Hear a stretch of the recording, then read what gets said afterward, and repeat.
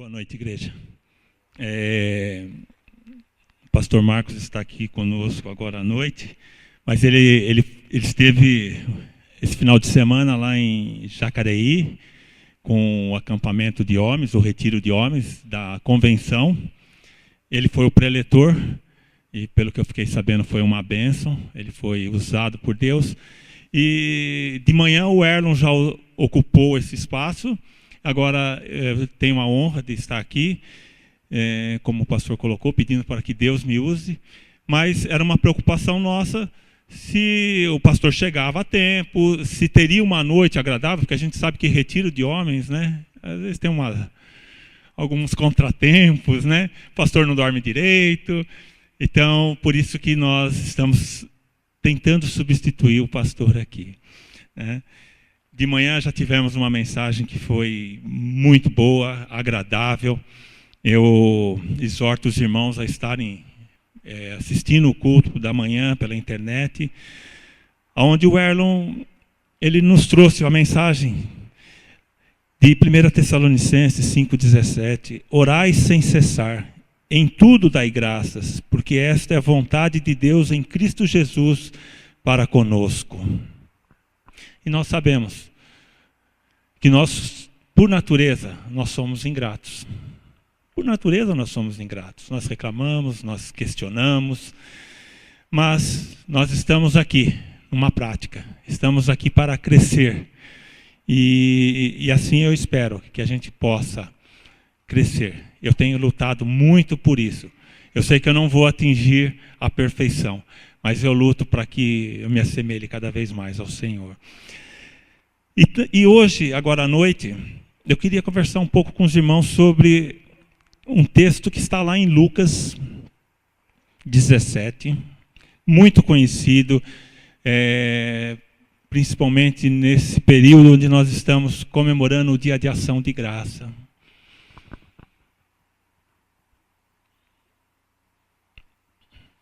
Lucas 17, de 11 a 19.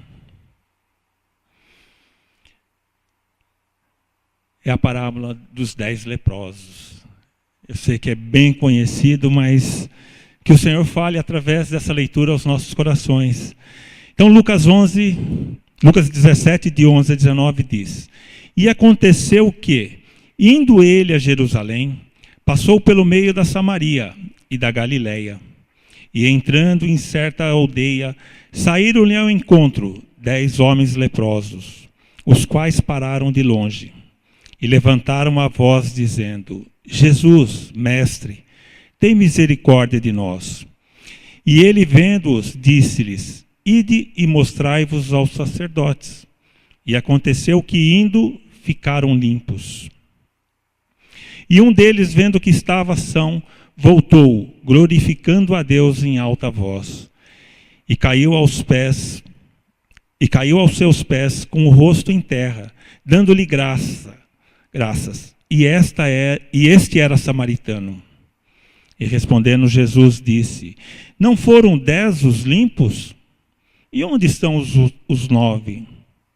Não houve quem voltasse para dar glórias a Deus, senão este estrangeiro. E disse-lhe: Levanta-te e vai, a tua fé te salvou. Amém? Vamos mais uma vez entregar esse tempo na mão do Senhor. Pai amado, Pai querido, agradecemos ao Senhor pela Tua palavra, ó Pai. Sabemos que ela é viva, que ela é eficaz, ó Pai, que ela nos ensina, que ela nos exorta, ó Pai. E aqui essa noite, ó Pai, nós clamamos isto ao Senhor, que a Tua palavra venha falar aos nossos corações, ó Pai. Que a Tua palavra, ó Pai, acenda em nós, ó Pai, o desejo de Te seguir, de buscar, ó Pai, a perfeição, ó Pai, de buscar estarmos mais próximos do Senhor. Assim, Pai amado, Pai querido, fale aos nossos corações. Nos use, ó Pai, para que a Tua palavra seja pregada. É o que te pedimos em Cristo Jesus, Teu Filho amado. Amém.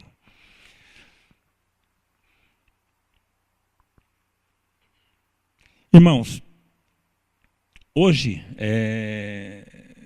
falar dessa enfermidade da lepra, que é o que esses 10 homens sofriam,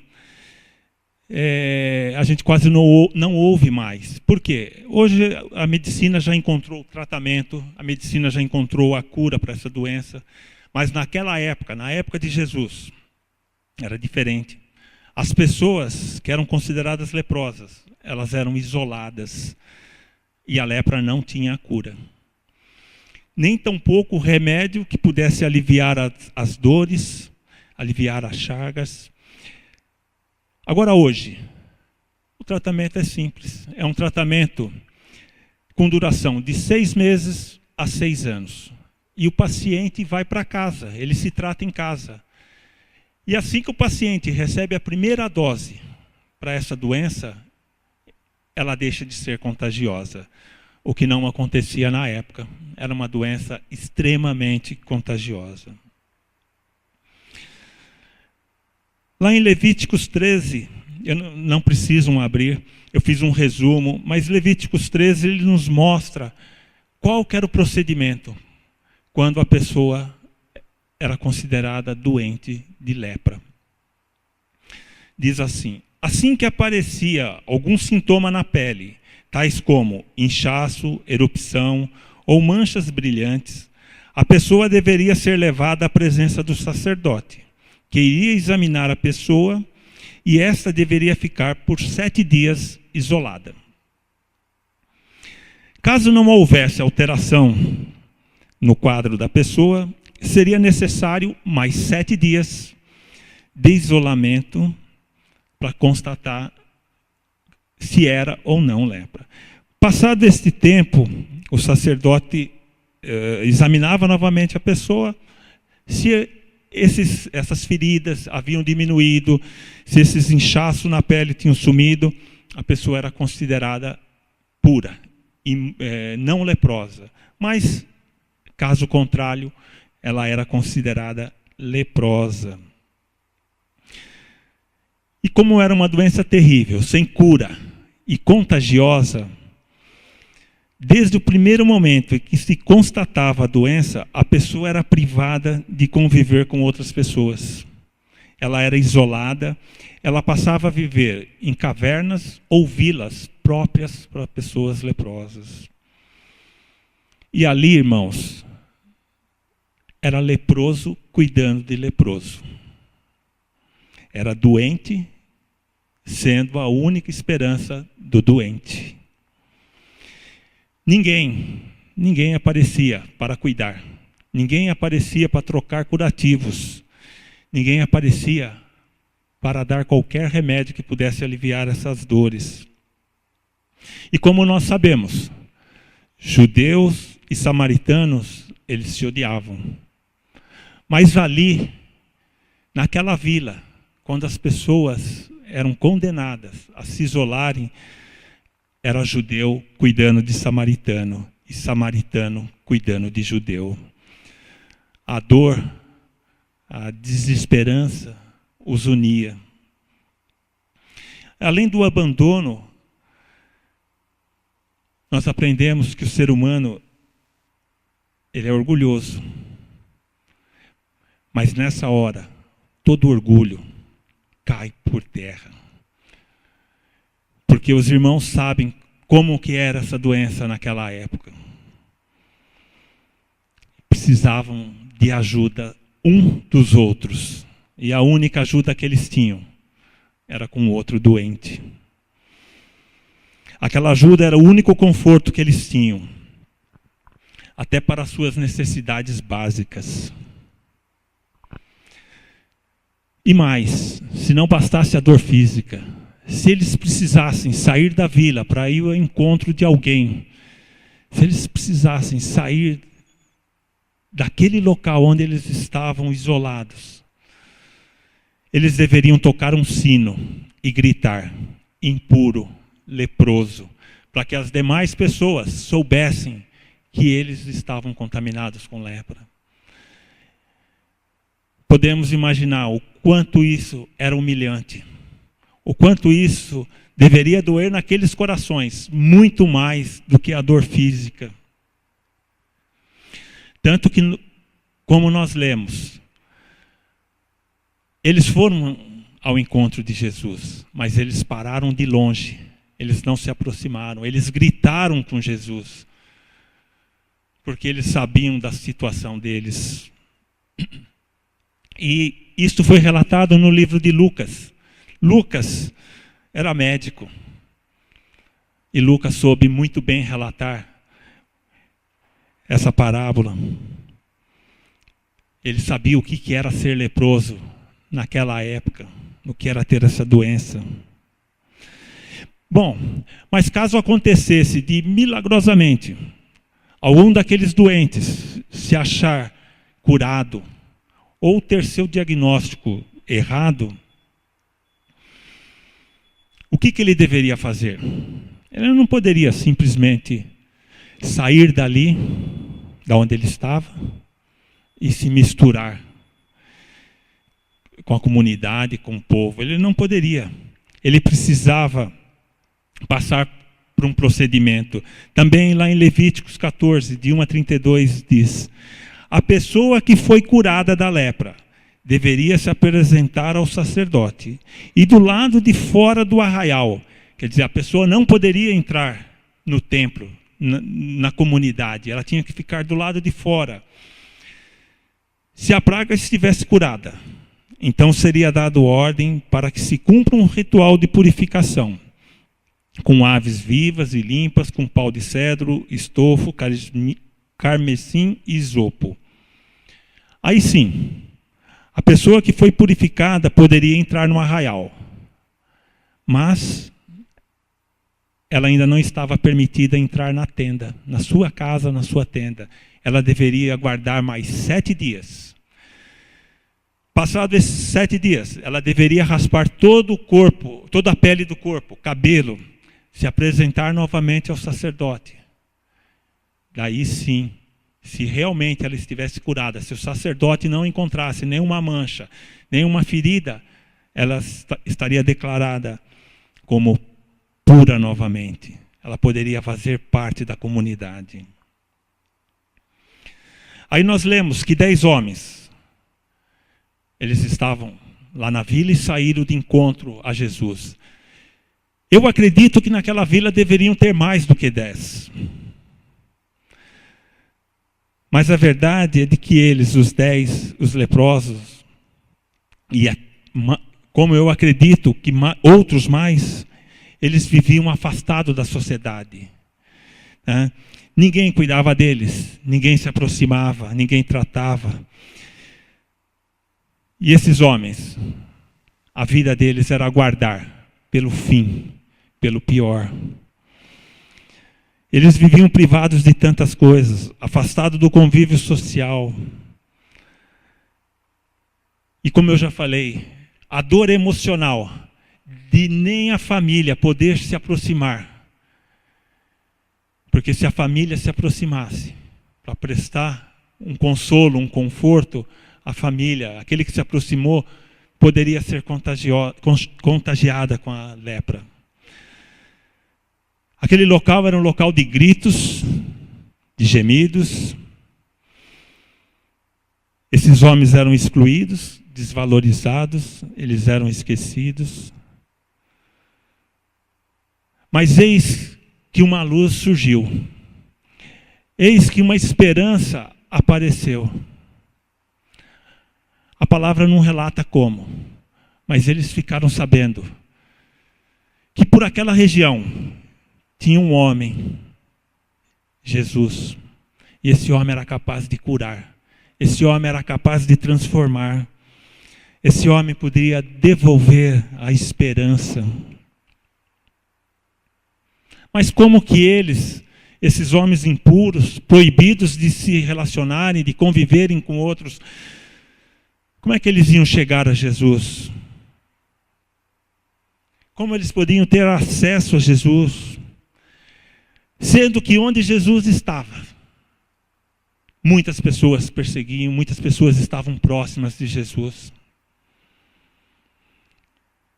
Nós, cada um de nós, se nós fôssemos um daqueles seguidores de Jesus, se nós estivéssemos correndo atrás de cura, de salvação, se nós estivéssemos perseguindo Jesus, querendo um restauro, vida nova, e de repente aparecesse um leproso, como nós agiríamos?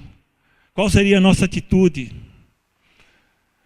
Nós iríamos espantar, afastar esses homens, não iríamos permitir que eles chegassem perto. Porque nós queremos Jesus para nós. Porque nós queremos a salvação para nós. Nós não queremos que Jesus se contamine com esses 10 homens ou mais que estavam lá. Mas nós podemos imaginar que a hora que a notícia chegou naquela vila, olha, anda por aí um homem chamado Jesus. Ele se diz Filho de Deus, Messias. Ele está operando milagres, está operando curas. Ele promete perdoar os nossos pecados. A hora que essa notícia chegou naquela vila, eu imagino a alegria, a euforia que tomou conta daquele local. Deve ter sido uma verdadeira alegria esta notícia. O coração desses homens deve ter se enchido de esperança, talvez a esperança que já havia morrido há muito tempo. Eles resgataram. Mas será que nós,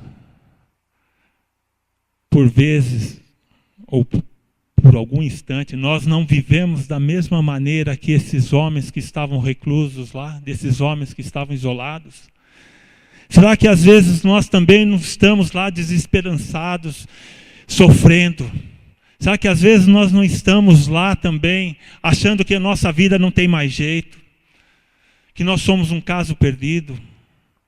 Será que às vezes nós também não nos colocamos igual a esses homens que estavam naquela vila? Nos condenando que o nosso pecado, o meu pecado, esse não tem jeito. Esse pecado vai me condenar.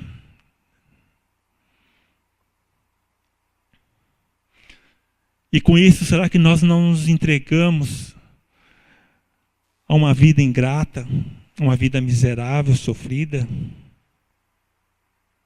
Será que nós esperamos que milagrosamente alguém apareça na nossa casa, na nossa vida, falando desse Jesus, falando da esperança que podemos ter?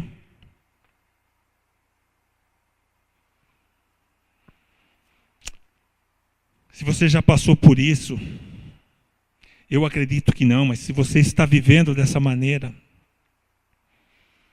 você tem uma oportunidade de encontrar Jesus. Porque aqueles homens, eles só saíram e chamaram Jesus porque Jesus foi até eles. E assim é conosco hoje também. Se nós estamos sofrendo, se nós estamos excluídos, se nós estamos precisando de ajuda, basta gritar, porque Jesus está ao nosso lado, Jesus está ouvindo. E Jesus, Ele nos pede para que a gente vá ao encontro dEle, para que a gente chame, grite, implore do jeito que nós estamos. Nós não precisamos mudar nada na nossa vida para clamar e pedir a Jesus, pedir ajuda. A mudança quem faz é o Espírito Santo. Jesus está ao derredor. Jesus não pediu para que eles fossem curados para depois irem buscá-lo. Jesus atendeu o chamado deles do jeito que eles estavam. E assim é com a gente, assim é conosco. Se nós clamarmos, se nós pedirmos, Jesus está perto e Jesus vai ajudar. Estes homens, eles ouviram falar de Jesus. Eles sabiam que tinham limitações, impedimentos, mas eles saíram, eles acreditaram, eles se maravilharam com aquele encontro que eles poderiam ter com Jesus. Provavelmente eles sonharam acordados. Eles planejaram. Eles não viam como seria o dia que eles poderiam encontrar com Jesus. Eu estava pensando, quando criança, quando os pais nos prometiam alguma coisa, olha, tal dia você vai ganhar um presente, tal dia nós vamos conhecer a praia. Quando criança a gente não dorme, ansiosos, esperando esse dia chegar. Eu imagino que esses homens sentiram a mesma coisa, eles estavam com a mesma euforia. Eles sabiam que Jesus podia curar. Eles acreditaram. E eles não viam a hora de ter esse encontro, de ter esse momento com o Senhor. Como eu falei, eu acredito que naquela vila deveriam ter muitos outros. Mas somente 10 manteram acesas nos seus corações a chama de que Jesus poderia curar. Os outros se entregaram, os outros não acreditaram, os outros preferiram continuar na vida que lhes foi condenada.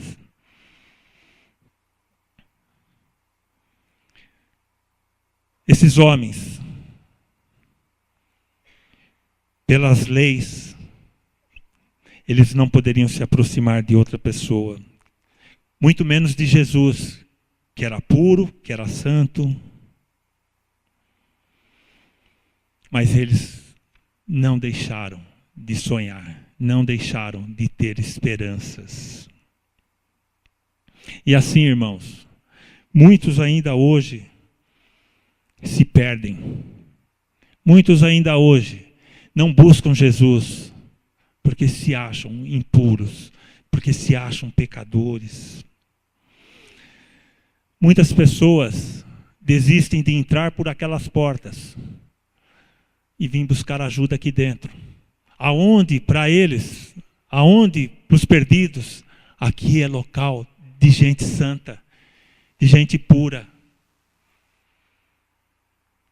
E eles desistem de entrar por aquelas portas, porque eles acham que aqui não é o local deles. Muitos acham que também Jesus não vai ao encontro deles, que Jesus não vai se aproximar deles, porque Jesus não quer se contaminar. Muitos acham que a sua vida não tem mais jeito, que estão condenados. Mas a palavra, ela nos ensina: não há nenhum justo, nenhum sequer. Não há nenhum justo, nenhum sequer. Romanos 3:10. Portanto, irmãos, as portas da igreja, elas têm que estar abertas para essas pessoas. As portas da igreja têm que receber, têm que acolher. Tem muitas pessoas aí fora pedindo socorro. Tem muitas pessoas aí fora das quais nós precisamos ir ao encontro. Tem muitas pessoas aí fora desiludidas, sem forças para entrar num templo, sem forças para ajoelhar e chamar por Jesus. Nós lemos lá no verso 14, que Jesus, tendo ouvido o pedido de cura dos 10 leprosos, pede para eles irem e se apresentarem aos sacerdotes. E que eles indo foram purificados. Jesus, ele conhecia a lei de Moisés. Jesus sabia que eles precisavam, depois de curados, passar por aquele ritual, levar as ofertas, esperar pelos 14 dias.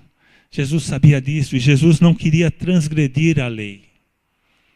Por isso Jesus fala: vá, se apresentem aos sacerdotes. Vocês vão ser declarados curados, vocês vão ter vida nova.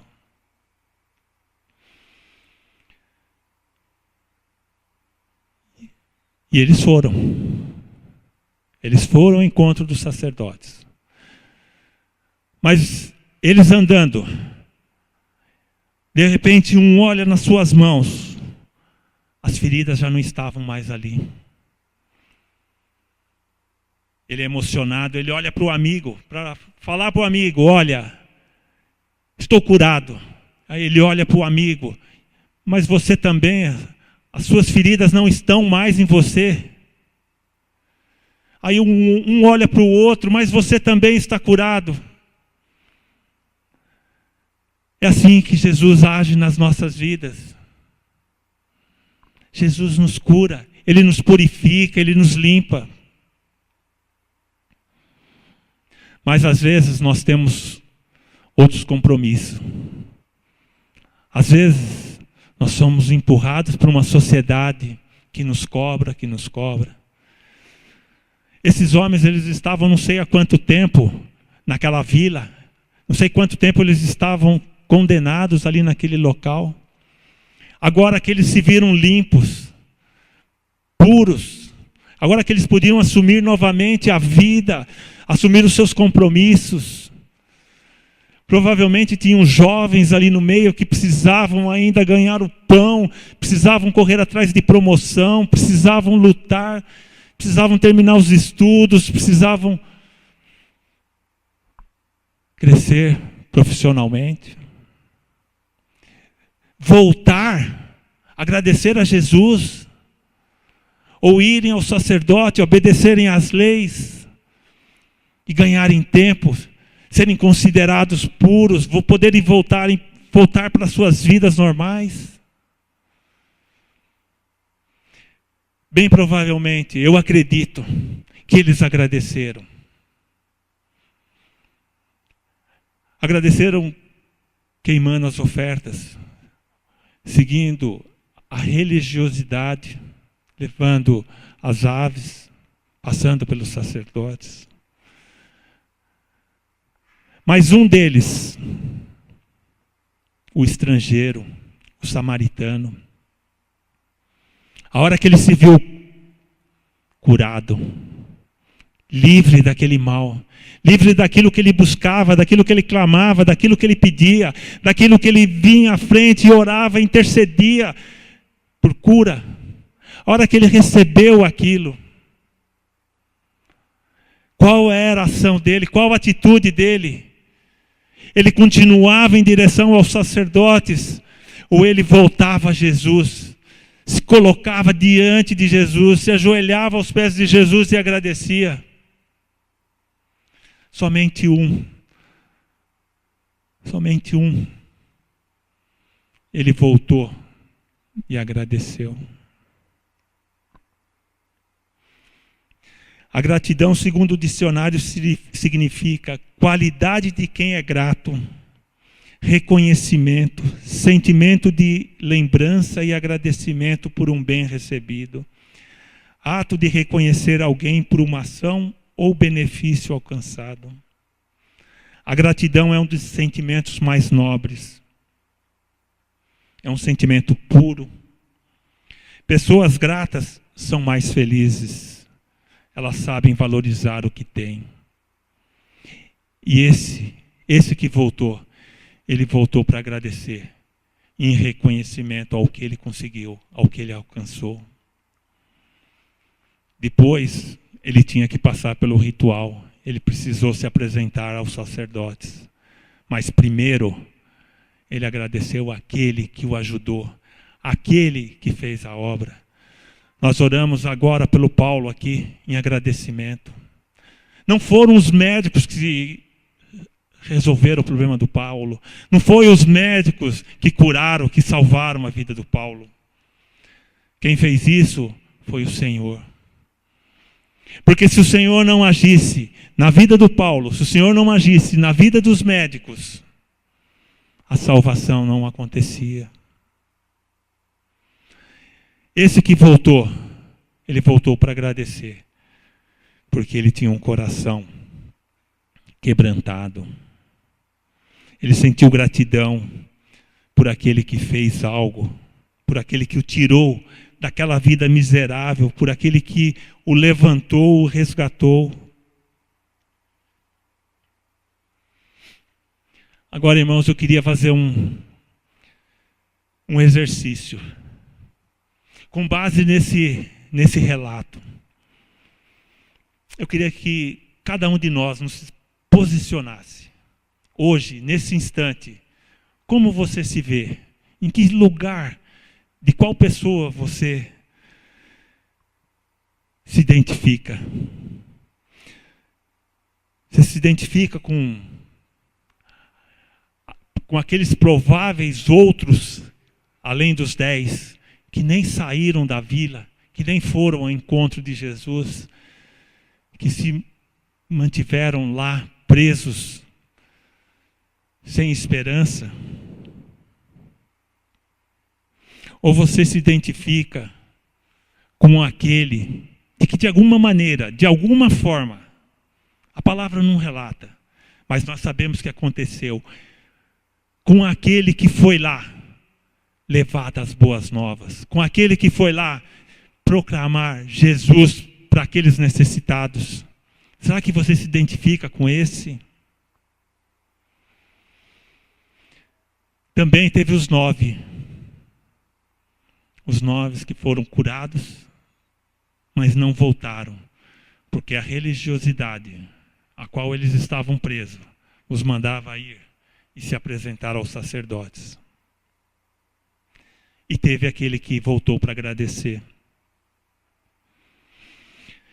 Eu acredito que a gente pode, de alguma maneira, se identificar com algum desses personagens.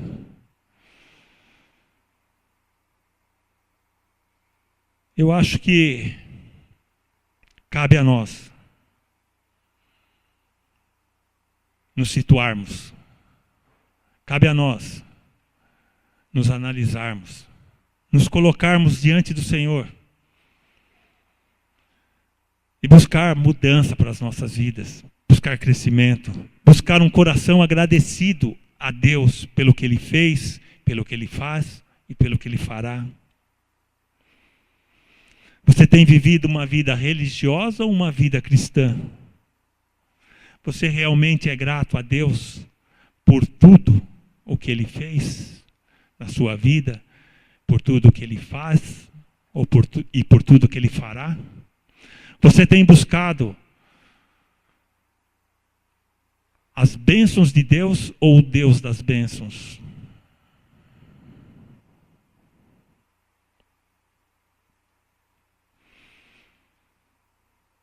Só pelo fato de você estar aqui hoje, eu acredito que você já é um abençoado. Só pelo fato de você estar aqui, isso indica que você tem buscado ao Senhor. Mas, irmãos, nós precisamos lembrar o seguinte: a lepra, a doença que afastava esses homens, que jogou esses homens numa vila sem salvação, uma vida onde era um lixo humano. É assim que os comentaristas relatam, que aquele local era um lixo humano. A lepra, essa doença que jogou esses homens lá, ela aconteceu assim, de uma hora para outra, num instante.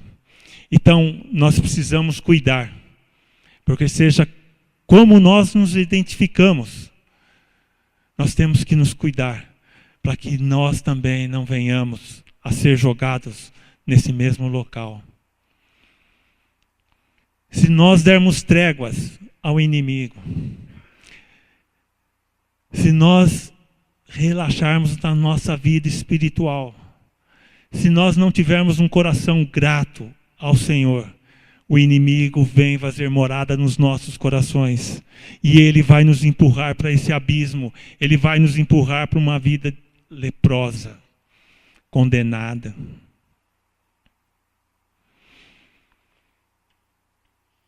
Nós precisamos derrubar todas as muralhas, todos os muros que nos impedem de ser gratos.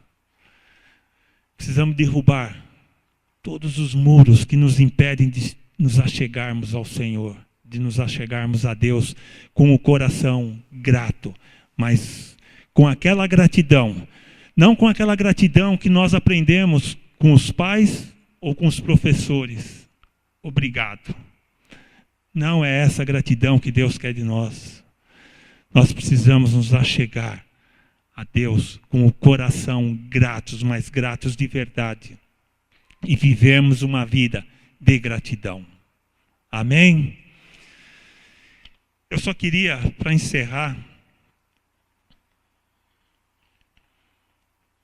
eu lembrei agora no final da tarde, daí eu achei que caberia para nós a gente refletir um pouco sobre uma narrativa, uma história.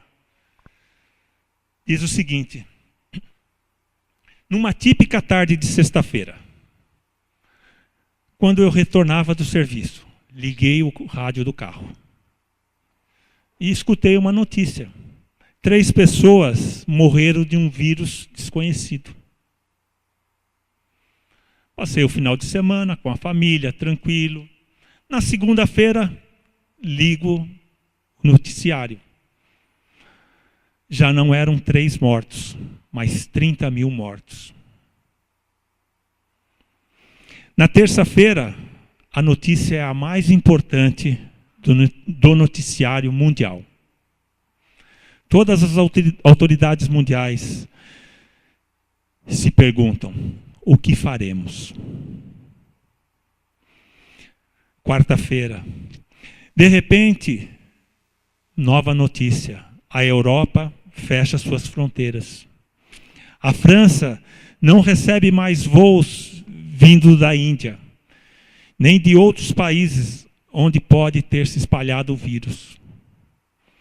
A notícia passa a fazer parte da nossa vida. Você busca estar sempre atualizado.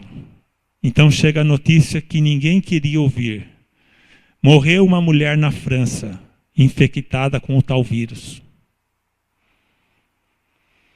A Europa se põe em pânico. Os noticiários afirmam que se você contrair o vírus, sua vida está em risco. Quando a Inglaterra resolve fechar suas fronteiras, já é tarde. No dia seguinte, quinta-feira, os Estados Unidos fecham suas fronteiras para todo voo. Ninguém entra mais nos Estados Unidos. As pessoas começam a se reunir nas igrejas, em oração, pedindo pela descoberta da cura. De repente entra alguém na igreja e anuncia: já existe caso de morte nos Estados Unidos também. Os cientistas de todo o mundo, de todas as partes, eles se reúnem, eles buscam um antídoto, mas sem sucesso. Mas, mais uma vez, a notícia esperada. Eles conseguiram decifrar o DNA do vírus. Eles podiam ver que agora havia esperança, poderiam ser produzido um antídoto. Mas para isso eles precisavam do sangue de alguém que ainda não fora contaminado. Eles precisavam do sangue de alguém puro. Então, mundialmente, as autoridades pediram a todos os cidadãos de todos os locais, de todos os países, para que eles fossem aos hospitais, para que eles fizessem exame de sangue, para que pudessem encontrar um sangue puro, para produzir o antídoto. Aí você vai no hospital com a sua esposa, ou com seu marido, e com seu único filho. Você vai ao hospital fazer o exame de sangue. Seus vizinhos também vão com você. Naquele momento o pânico é grande. Será o fim do mundo? Isso é sexta-feira. E de repente o médico sai por uma porta, gritando: encontramos o sangue. Podemos produzir o antídoto. Há esperança para a humanidade. Você é eufórico, se abraça com a sua esposa, com seus amigos, com o vizinho. E de repente o seu filho te agarra pela perna e diz: pai, estão chamando o meu nome.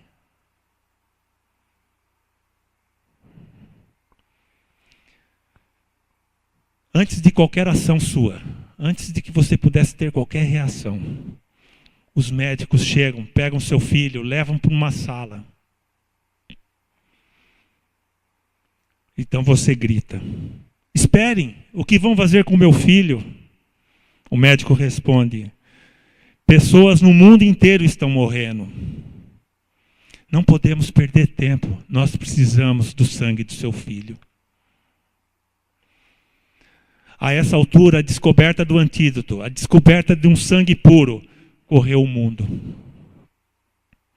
Então o médico vem diante de você com uma autorização e uma caneta, pedindo para que você assine aquela autorização para que eles possam colher o sangue do seu filho. E você pergunta: sim, doutor, mas quanto do sangue vocês vão precisar?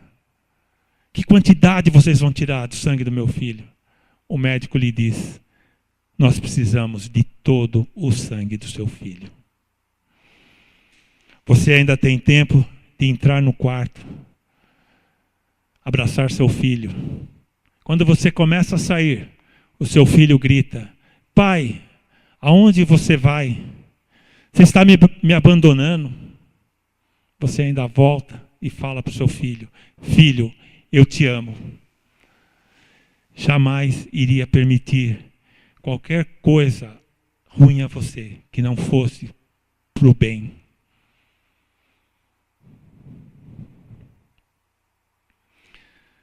Você beija seu filho, você sai.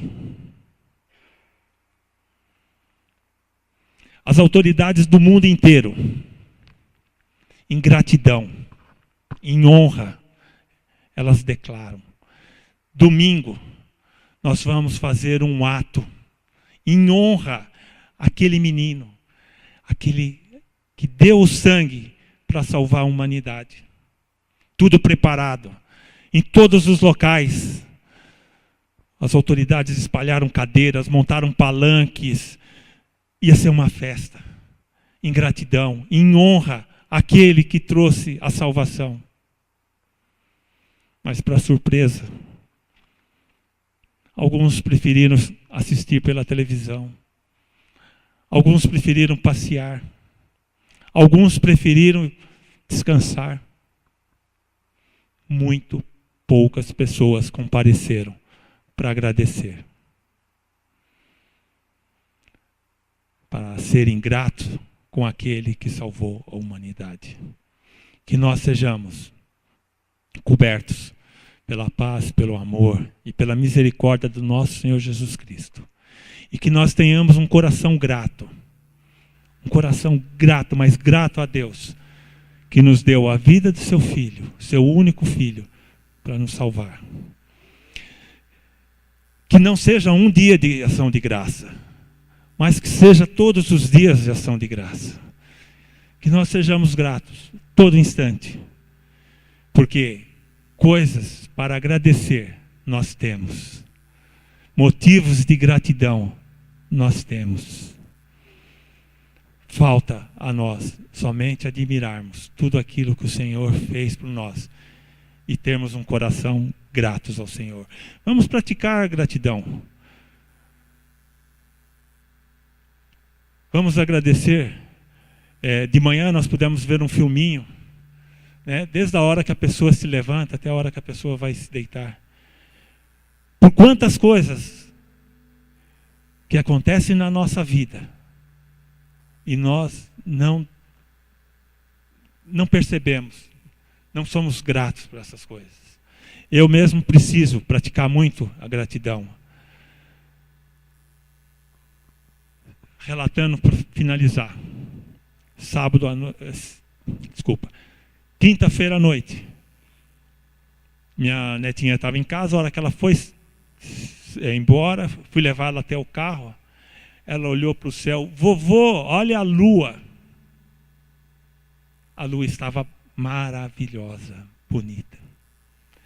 Eu ia sair, ia entrar, não ia ver a lua. A chuva que caiu hoje, o sol que saiu no final da tarde, tudo isso Deus manda para que nós tenhamos paz. Ele tem um motivo, Ele sabe o que é melhor e Ele nos dá o melhor. Então nós temos que aprender a ser gratos por tudo, por todas as coisas. Amém? Que nós tenhamos esse coração gratos e voltados ao Senhor.